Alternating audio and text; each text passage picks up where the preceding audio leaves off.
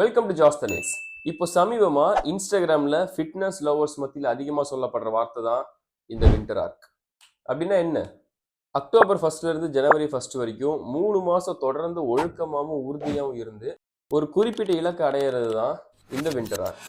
உங்க குறிக்கோள் எதுவாக வேணாலும் இருக்கலாம். உதாரணத்துக்கு என் உடம்பு நல்லா வலிமையாக்கணும், நல்ல தோற்றத்துக்கு கொண்டு வரணும், ஆரோக்கியமான உணவு மட்டுமே சாப்பிடணும், என்னுடைய மன ஆரோக்கியம் அதாவது மென்டல் ஹெல்த் அதை சீராக்கணும். இந்த மாதிரி ஏதாவது ஒரு விஷயத்தை நோக்கி கவனத்தை செதற விடாம அந்த இலக்கு அடையறதுக்கு வின்டர் ஆர்க் ஒரு சரியான காலமா கருதப்படுது.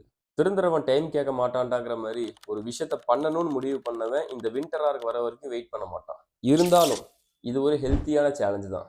அட்லீஸ்ட் இப்போவாச்சும் சில பேர் மோட்டிவேட் ஆகி ஒரு சில நல்ல விஷயங்கள்ல ஈடுபடுவாங்க.